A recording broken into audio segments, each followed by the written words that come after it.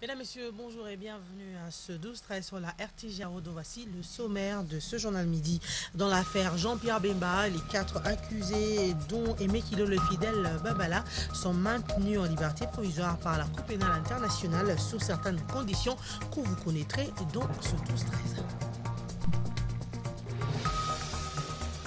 La Grande-Bretagne est prête à appuyer le processus de l'amélioration du climat des affaires en République démocratique du Congo. Cela se fera à travers le programme ESSOR qui vise à accompagner le gouvernement de la RDC. Lancement de la campagne d'inscription des enfants à l'école primaire, l'UNICEF et le gouvernement de la RDC entendent inclure tous les enfants et les adolescents qui sont hors du système éducatif congolais. 2 millions d'enfants sont donc concernés. Bienvenue encore. Selon un communiqué de la Cour pénale internationale, la Chambre de première instance maintient la mise en liberté provisoire des 4 accusés Aimé Kilolo Moussamba, Jean-Jacques Mangenda Kabungo, Fidèle Babalawandu et Narcisse Arido dans le cadre de l'affaire Bemba, Kilolo et compagnie avec un certain nombre de conditions. Les conditions suivantes concernant le maintien en liberté provisoire s'imposent aux 4 accusés. Première condition, respecter toutes les instructions et les ordres de la Cour, y compris celui d'être présent à la Haye lors de leur procès qui doit débuter le 29 septembre 2015. Deuxième condition, veiller à ce que leurs plus récentes adresses et contacts soient partagés avec la Cour et les autorités de l'État où ils sont libérés et qu'ils ne changent pas leur adresse sans préavis à la Cour, considérant qu'un changement d'adresse peut constituer un changement important dans les circonstances du maintien en liberté provisoire. Troisième condition, donner un préavis à la Cour de tout voyage depuis les lieux où ils résident actuellement, y compris la destination, leur contact et la durée du voyage. Quatrième condition, ne communiquer avec aucun témoin à charge dans cette affaire ou l'affaire le procureur contre Jean-Pierre Bemba Gombo, soit directement ou indirectement, sauf par le biais d'un avocat habilité à les représenter devant la Cour. Et enfin, s'abstenir de faire des déclarations publiques directement ou indirectement concernant l'affaire Jean-Pierre Bemba. Le reste, quant à Jean-Pierre Bemba, il reste en détention dans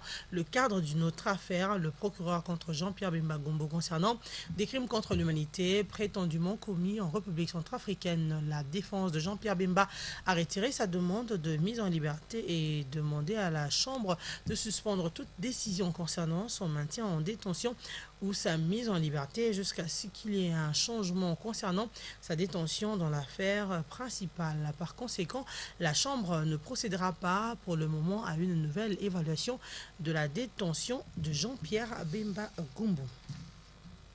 Tout à fait autre chose, l'économie mondiale est marquée par la baisse du prix des matières premières sur le marché.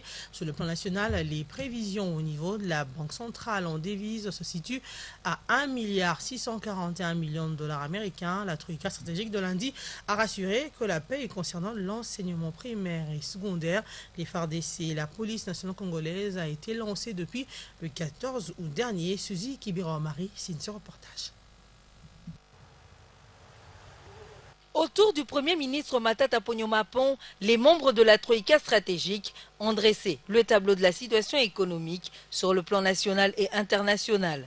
Au jour d'aujourd'hui, nous constatons qu'il y a la baisse des matières premières qui continue. Et malheureusement, en ce qui concerne le cuivre, au jour d'aujourd'hui, le cuivre se vend à 5 100 $ la tonne métrique.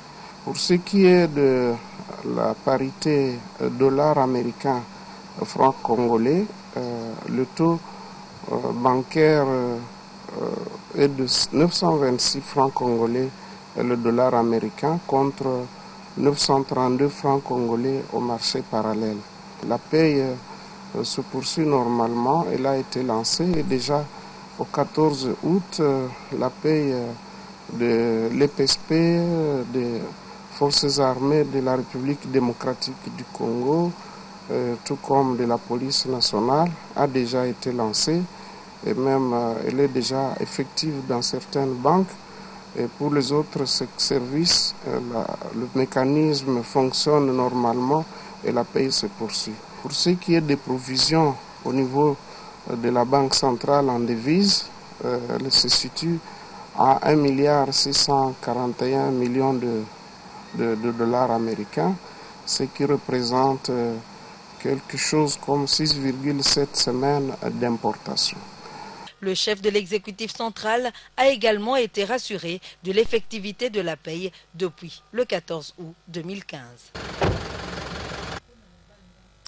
80 millions de dollars américains, c'est la somme destinée à la RDC pour l'amélioration du climat des affaires avec l'appui de la Grande-Bretagne. L'ambassadeur du Royaume-Uni en a appelé au Premier ministre le lundi à travers le programme Essor de la Grande-Bretagne visant à accompagner les actions du gouvernement congolais. Encore une fois, Suzy Kibira-Omari. Christian Rogue, chef de coopération britannique, conduit par l'ambassadeur de la Grande-Bretagne en RDC, a présenté ce lundi 17 août au Premier ministre Matata Ponyo-Mapon le programme Essor de son pays pour l'amélioration du climat des affaires en RDC. Et donc on a discuté comment on peut encore plus approfondir nos relations. Nous avons un programme qui s'appelle Essor. Ça veut dire que c'est notre soutien pour l'amélioration du climat d'affaires ici. Donc c'est un programme de 80 millions de dollars sur 5 ans. Et donc on a discuté comment on peut faire en sorte que ce programme s'aligne avec les priorités du Premier ministre et du gouvernement entier. Et donc on s'est mis d'accord sur le fait que ce n'est pas l'aide de développement qui va transformer la RDC, c'est les investissements du secteur privé qui va faire ça. La Grande-Bretagne, par le biais de son ambassadeur, a invité le Premier ministre à effectuer le déplacement de ce pays afin de présenter aux Britanniques les opportunités d'affaires qu'offre la République démocratique du Congo. La société commerciale des postes et télécommunications va bientôt s'imposer dans l'espace socio-économique de la RDC, c'est grâce à son intégration dans l'économie numérique par les technologies de l'information et de la communication dans les tout prochains jours. C'est ce qui justifie la présence de la SCPT du secrétaire général de l'Union panafricaine des postes, Pierrette Mouteba, Sylvain Bété pour le reportage. Plusieurs rencontres internationales en vue du partage d'expériences suffiront pour intégrer les nouvelles technologies de l'information et de la communication ainsi que d'autres services à la Société commerciale des postes et télécommunications pour enfin introduire la poste congolaise à l'ère de la poste électronique. Voilà qui justifie la présence du secrétaire général de l'Union panafricaine des postes à Kinshasa. Younouses Djibril a rassuré le soutien de cette institution spécialisée de l'Union africaine pour l'aboutissement du processus de redynamisation des services postaux congolais en Afrique. On pensait que l'Internet est venu tuer la poste, donc il a tué les lettres. Mais sur les cendres des lettres, les colis et les paquets ont poussé par le gouvernement congolais que la poste lui est utile pour son agenda politico-économique. Ce que le gouvernement veut, l'inclusion sociale, oui ou non. Mais la poste actuellement a un réseau vétuste qui n'est pas par la faute de la poste elle-même. La poste a son savoir-faire, elle sait ce qu'elle doit faire, mais il faut juste lui donner l'outil, c'est-à-dire remettre son outil de production en marche, et elle va aider à redémarrer l'économie en général.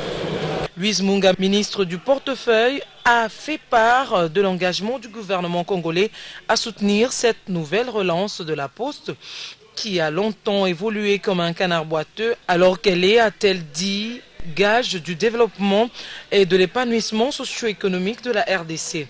Cependant, le soutien de l'UPAP s'avère nécessaire, a-t-elle renchéri. Cette visite constitue un nouvel élan qu'on veut donner à la poste postale parce que l'UPAP veut aussi nous accompagner et créer une synergie entre l'Union panafricaine des postes avec la poste congolaise qui est membre fondateur d'ailleurs. La renaissance de la poste et sa relance veut également réduire l'extrême pauvreté et la faim en RDC à travers ses différents produits et services postaux. Comme pour dire, rien ne remplace la poste. Le courant électrique est une denrée totalement absente des ménages congolais depuis plusieurs semaines. Beaucoup des quartiers, si pas toutes les communes de Kinshasa vivent sans énergie électrique. Si la Société nationale d'électricité évoque l'étiage, le câblerie défectueuse et l'insuffisance de la production du courant, d'après son directeur marketing Joseph Moulamba, qui propose un deuxième canal d'amener à Inga pendant la saison sèche. La population quinoise victime résignée s'estime désabusée et déplore les conséquences de ces cruels délestages. Les propos de Kino ont été recueillis par Jean-Jacques Kalonji. C'est la base même. Il y a l'eau, il y a l'électricité. Quand vous n'avez pas d'eau, vous n'avez pas l'électricité. Mais là, nous sommes privés de l'électricité. Il y a des coupures intempestives qui passent toutes les fois dans nos maisons, dans nos quartiers. Et nous ne savons pas ce qui est devenu la SNEL pour l'instant. C'est une grande société, il n'a qu'à prendre des responsabilités pour essayer de réhabiliter le courant. On nous renvoie le courant à minuit et on le coupe à 6 h du matin. Je ne sais pas, à minuit, c'est pour faire quoi avec le courant? Nous avons peur même de faire des provisionnements en ce qui concerne des vivres frais, de garder quelques poissons et poulets dans nos congélateurs. Et lorsque nous subissons des pertes pareilles, nous ne savons pas auprès de qui se plaindre. Moi, ça fait presque 2 ou 3 semaines, le courant ne vient qu'en retard. 2 fois à 0 h, 2 fois à 1 h du matin et à 5 h du matin, le courant part. Les matériaux que nous avons comme cuisinière, frigo, rien ne fonctionne pas. Vous savez, dans ce pays où nous achetons le jour au jour, on ne sait même pas faire le stock. Mais lorsque vous n'avez pas le courant, ça pose problème. Les charbons, le breuse, pour les en avoir, c'est aussi un problème. Il y a aussi l'insécurité. Vous voyez là où il y a le courant, c'est devenu vraiment où tous les bandits viennent se cacher. Les Koulouna, c'est vraiment, on ne sait même plus se déplacer à 4 et 5 h du matin à cause de l'obscurité. Vraiment que le gouvernement doit faire quelque chose pour ça. On a du courant partiellement, ça veut dire que ça part, ça revient, ça part, ça revient. Il n'y a pas un horaire précis. Bon, principalement quand nous n'arrivons pas à faire des réserves de produits frais, ce qui fait que nous sommes obligés d'utiliser, de vivre au jour le jour, donc d'aller tout le temps au marché pour pouvoir acheter des produits à consommer dans la journée. On ne sait pas profiter le soir surtout de la vie en famille, on ne sait pas regarder la télévision. Bon, même l'émission que vous allez projeter, là on n'est pas sûr de pouvoir la voir le soir si on n'a pas de courant. Donc ça fait que ça diminue un peu notre temps de travail aussi, du fait que le soir on ne sait pratiquement rien faire sans courant. Parlons éducation à présent, 2 millions d'enfants de 6 à 7 ans doivent être inscrits en première primaire dès la rentrée de classe prochaine. Ce qui a été décidé lundi 17 août au cours du lancement officiel de la campagne d'inscription des enfants à l'école primaire édition 2015-2016. L'UNICEF et le gouvernement congolais entendent ainsi inclure tous les enfants et adolescents qui sont hors du système éducatif congolais. Un reportage de Clarisse Ekokapalai, Elvis Ndaya dans un commentaire de Irène Moussouné. Cette campagne d'inscription des enfants à l'école primaire, lancée par l'UNICEF RDC, vise à inscrire cette année scolaire plus de 2 millions d'enfants de 6 à 7 ans en première année primaire. Cette initiative conjointe de l'UNICEF et du gouvernement congolais est les résultats de l'enquête nationale initiée depuis 2012 en vue de réintégrer les enfants et adolescents congolais exclus du système éducatif congolais. La représentante adjointe de l'UNICEF se félicite de ces efforts visant à promouvoir l'éducation de base et de qualité. Les 2 dernières années ont montré des signes encourageants avec une augmentation d'environ 10% du nombre des enfants entrants, des nouveaux entrants à l'âge 6-7 ans. Et les campagnes ont contribué à l'inscription chaque année de plus de 2 millions d'enfants de 6 à 7 ans. Le coup d'envoi de cette campagne a été donné ce lundi au complexe scolaire Kilimani, en Ngaliema, où les élèves ont salué ce premier privilège accordé à leur école. Nous, élèves de l'EP Kilimani, sommes honorés pour le choix porté sur notre école. Le site qui vous accueille aujourd'hui est la première école de la ville de Kinshasa. Un pari gagné pour le numéro 1 de l'éducation nationale qui souhaite promouvoir l'éducation pour tous. Selon les rapports d'état du système éducatif national, le RESEN, les indicateurs de couverture, d'accès et d'achèvement au primaire sont encourageants. Des progrès significatifs ont été réalisés avec une baisse régulière de la proportion des enfants en dehors de l'école. Elle a chuté de 38,5% en 2007 à 28,9% en 2012. Le taux de scolarisation s'est amélioré dans la même période, passant de 90,4% à 110,4%. Pour lier la parole à l'acte, l'UNICEF a remis à titre symbolique quelques manuels scolaires aux élèves de l'école Kilimani ainsi que des matériels didactiques aux enseignants. Cette campagne d'inscription des enfants à l'école primaire 2015-2016 se poursuivra dans les 2 semaines qui suivent la rentrée des classes à travers une stratégie de porte-à-porte et ménage par ménage. Question d'identifier les enfants non encore inscrits.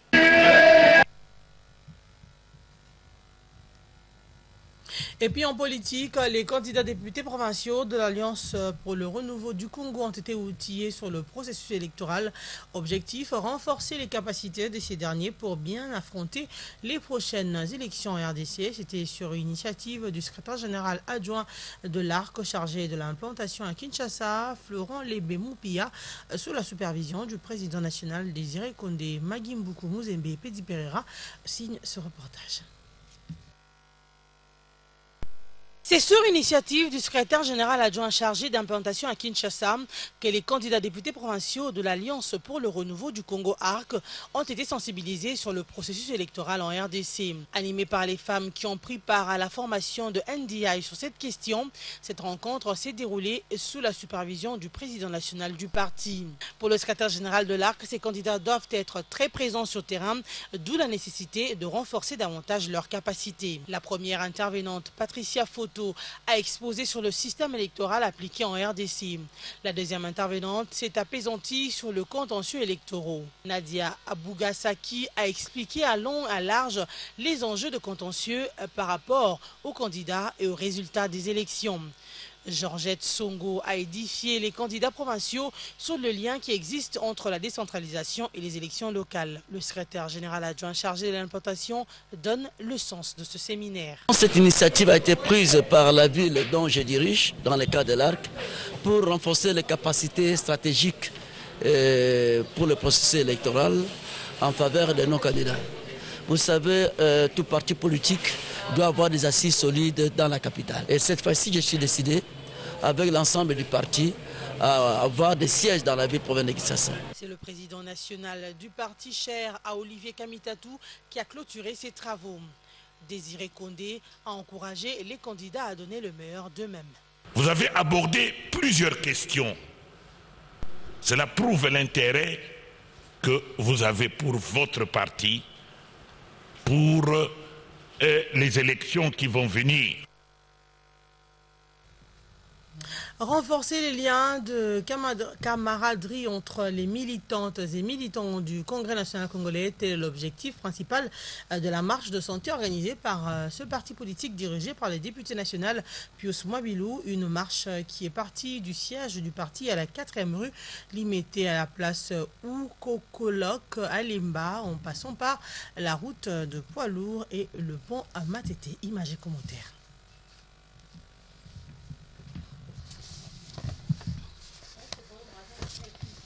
La politique autrement. Cette formation politique s'est toujours préoccupée de la santé physique de ses membres, car pour le CNC, faire la politique, c'est investir dans l'homme.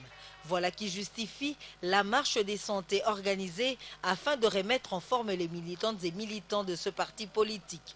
Un esprit sain dans un corps sain, dit-on, les camarades de Pius Mwabilou pensent plutôt qu'au CNC, il s'agit d'un corps sain dans un parti sain et jeune. La marche est partie du siège national à la 4e rue limitée résidentielle où un mot d'encouragement a été fait par le responsable de la jeunesse et vie récréative, Jean-Claude Mpunga, suivi d'une animation propre au parti. Du siège du CNC, les marcheurs ont longé le petit boulevard pour traverser à la 1re rue, longeant ainsi l'avenue Saint-Christophe.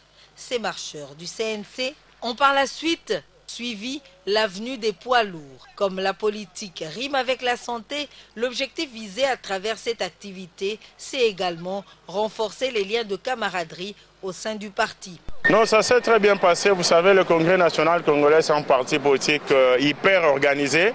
Il a plu aux hautes instances du Congrès national congolais de se rattraper par rapport à la journée internationale de la jeunesse qui a été organisée pendant la semaine. Voilà pourquoi le Congrès national congolais, partant de son secrétariat national en charge de la jeunesse et de la vie récréative, ça nous permet non seulement de transpirer comme vous le voyez, étant donné que la politique rime d'abord avec la santé, mais aussi d'échanger des bons moments de camaraderie. Aujourd'hui, on a commencé avec une marche de santé.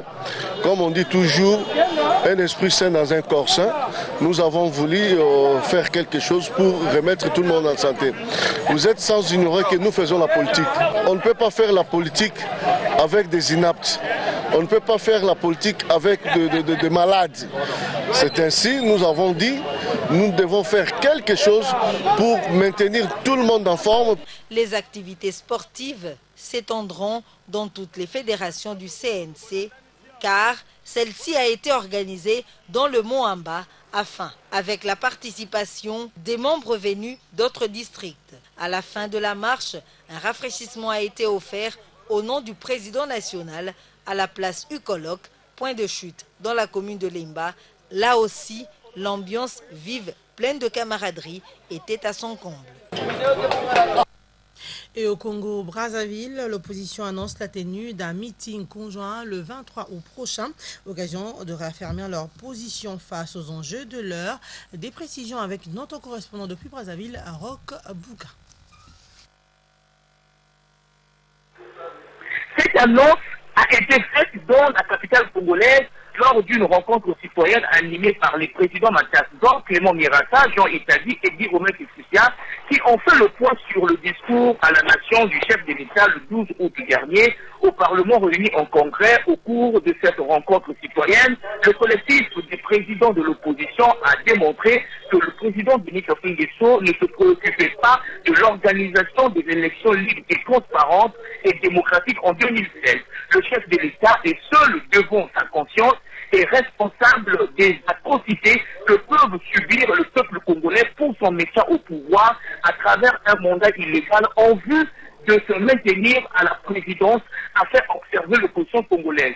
À l'occasion du 3e anniversaire du collectif des partis de l'opposition congolaise, signataire de la déclaration de 17 août sur les élections législatives, le collège des présidents est revenu sur les états généraux de la nation ou du dialogue national inclusif, le message du chef de l'État sur l'état de la nation au 55e anniversaire de l'indépendance du Congo. Ainsi, les débats ont porté le tableau d'un Congo gravement dégradé, bientôt 32 ans, avec un bilan de ces derniers 15 ans au pouvoir. Le retrait du chef de l'État de la scène politique est la solution idéale pour sortir par la grande porte avec l'accompagnement du peuple congolais, a insisté l'opposition congolaise.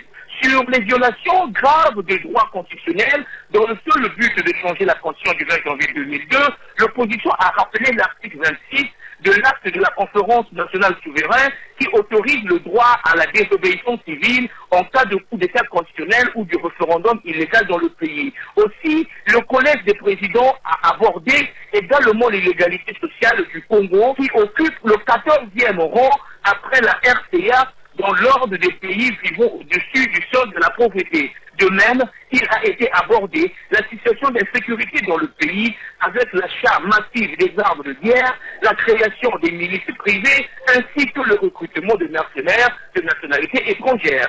C'était de Brazzaville, Roch Bouka pour la RTGA. C'est avec l'annonce de ce meeting de l'opposition brazzavillaise que nous mettons un terme à ce journal midi. Nous vous rappelons les titres développés dans l'affaire Jean-Pierre Bemba. Les 4 accusés dont Meki Lolo et Fidel Babala sont maintenus en liberté provisoire par la Cour pénale internationale, mais sous certaines conditions que nous avons étalées ici au cours de ce 12-13.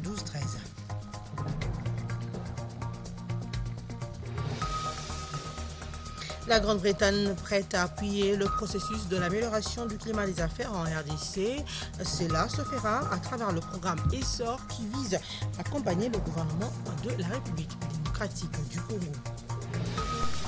Et enfin, lancement de la campagne d'inscription des enfants à l'école primaire, l'UNICEF et le gouvernement de la RDC entendent inclure tous les enfants et adolescents qui sont hors du système éducatif congolais. 2 millions d'enfants sont donc concernés par ce programme. Voilà tout pour ce journal midi. Mesdames et messieurs, je vous retrouve tout à l'heure à 14h. Restez branchés sur le programme de la RTG Awood.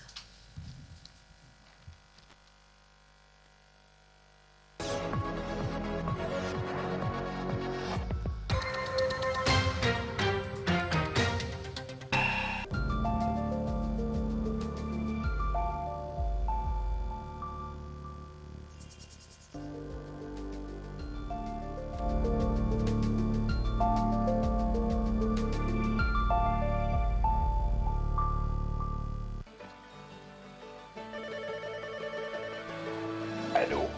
Tu es prête? J'arrive tout de suite. Je me prépare. Ma nouvelle gamme Caroskin contribue à rendre ma peau plus belle. Caroskin, enrichi aux extraits de carottes et la vitamine A, donne à votre teint toute son harmonie. Avec Caroskin, j'hydrate ma peau en un seul geste pour lui redonner tout son éclat. Et ça se voit. En plus, ça sent tellement bon. Caroskin, quand la nature vous rend belle. À base de carottes et de beurre de cacao, riche en vitamine A et vitamine E, hydrate, nourrit et protège la peau de toute la famille. Avec sa douce odeur, Ideal Skin s'adapte à tout type de peau, enfant comme adulte.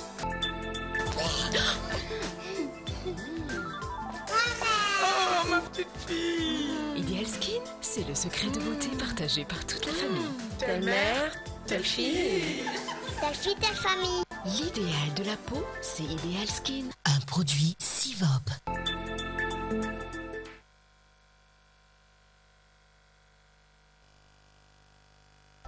Un effet encore plus régénérateur. Des cheveux encore plus lisses, encore plus souples, encore plus doux. C'est tellement plus simple avec UB. UB, le défrisage en douceur.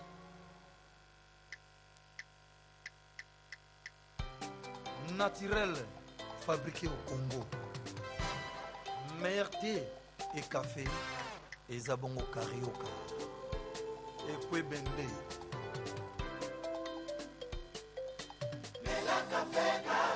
Bon. Tout le monde. Énergie, ambiance, café Carioca. Kolala thé.